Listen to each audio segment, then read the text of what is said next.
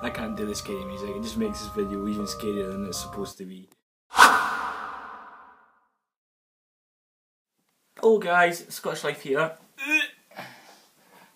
I'm here, and I've been wondering if people in this earth, on this planet, believe in paranormal activity. Well, I went to find out when I went down yesterday, that's Friday night, to Edinburgh, to the City of the Dead Haunted Graveyard Tour. Now it was fun, it was a good tour, a bit of graveyard on a Friday night in Edinburgh. That's what you do in Edinburgh on Friday night, and that creaky floorboard. But for all you guys who don't know what paranormal activity is, it's about a ghost or a spirit that wants to communicate with the outside world, aka pencil, hence simplify. I love using that word. This pencil sitting on that bed over there, oh, it sounds so gay when I say that. It's sitting on the bed over there, and next thing you know, that's paranormal activity, guys. In a nutshell, go through that at me, it was scary. But if you don't really, I don't know the definition of paranormal activity, so just watch the movie and that will explain what paranormal activity is. Anyway, back on point. So, the City of the Dead Graveyard Tour. Let me tell you a bit about it. Well, the main aspect was, we were in a graveyard, history of the graveyard, Greyfriars Bobby and all that. But the main attraction of the graveyard was this one ghost. One ghost to rule them all. It's a bit like the Rings of Sauron or whatever it's called. Lord of the Rings, there we go. This ghost must be one big hefty bugger, right? Because all the other ghosts are scared of them, and I thought 100 ghosts to 1 would actually win. But apparently this guy, this one ghost, not guy, well he was, this one ghost is the most studied paranormal activity thing in Scotland, or probably the world actually. And that ghost, that one big hefty bastard, is known as the Mackenzie Poltergeist. Now, I don't know the definition of a poltergeist, I don't want to know, but apparently when you go to the lair of poltergeist, there's no coming back. You come back with what there is, because it's a tour and it's not kidnapping you. But anyway, when you come back from the ghost tour, there are scratches on your back if you have been scratched by the Mackenzie Poltergeist. Some folk have been throttled till they pass out by the Mackenzie Poltergeist. And also some people have been burned by the Mackenzie Poltergeist. Personally, I think it's just a Ouija hiding in the dark with a lighter and, you know, with big claw nails.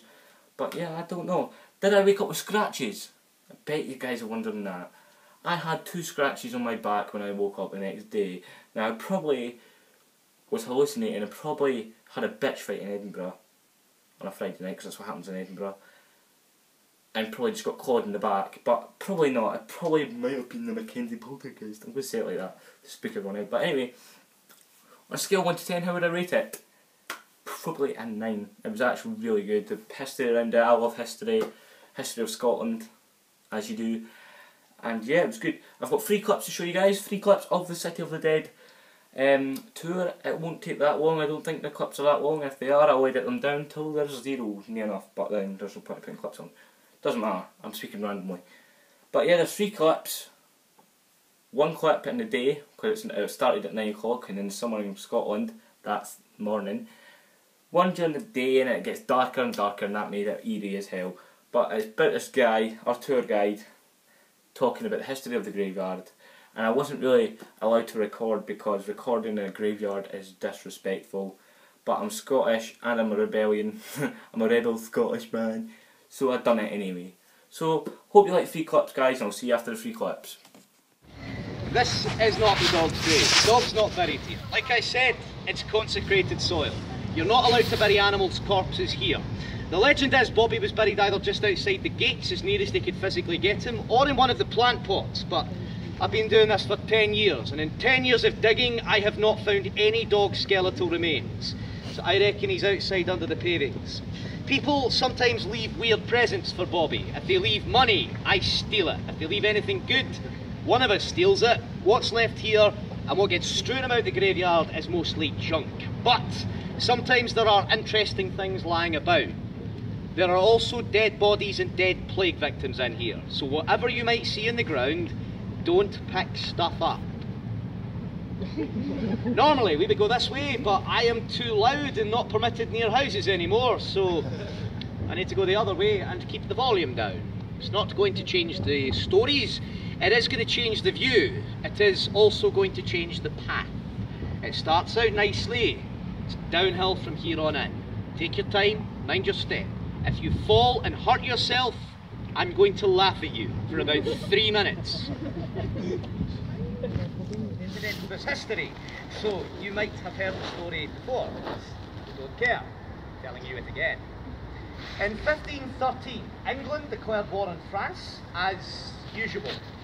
As usual, the Scots were allied to the French, but this time around, unusually, our king, James IV, had married the daughter of Henry VII, King of England, so Scotland and England were allies too.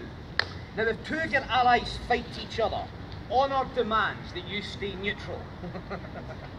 And trusting our honour, the English sent their entire army to France. So we invaded with the biggest Scottish army there's ever been. 45,000 Scottish soldiers marched across the border, where we met 10,000 English farmers. And they annihilated us. Don't let these guys touch you. All dead. They want their lives again. Go to the light.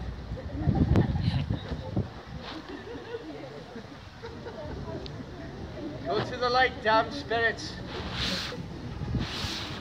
Find your rest. Find your rest. Doomed to repeat that last fateful walk forever. Never finding peace. We could pray for them, but it's too late. I'll begin again. Welcome, everybody, to City.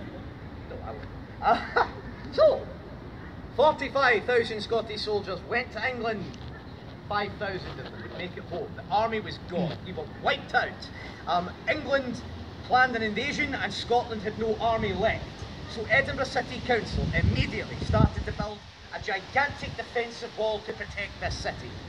Unfortunately, they took 50 years to build the damn thing, which was no good. Once they'd wasted 50 years building the... It's a seagull. Have you not seen a seagull before? Well, thank you, Sam, you've done it again. So, once we had spent 50 years building a bloody big wall around our city, we discovered that we had managed to spend everything. There was nothing left. We couldn't afford to guard the wall, we couldn't afford to staff the wall, we couldn't afford to maintain the wall. So once we built it, we left the front, the side and the back gates unlocked and unguarded every single night. The English army was sportingly turned up 53 years late to let us finish our wall. Walked up to the front gate, knocked and found it was open. Stepped inside and found it was unguarded. Wandered up the Royal Mile expecting a trap which never materialised, and they took the whole city without firing a single bullet. As a defensive fortification, you might surmise the Flodden Wall kind of sucked. And yes, that's probably fair. It never kept England out, it kept us in. 26 feet high and 10 feet thick, this wall surrounded the whole of Edinburgh. Edinburgh was tiny, and you've walked a third of it since the tour began. Less than 1 mile long, from the castle to the Carrick.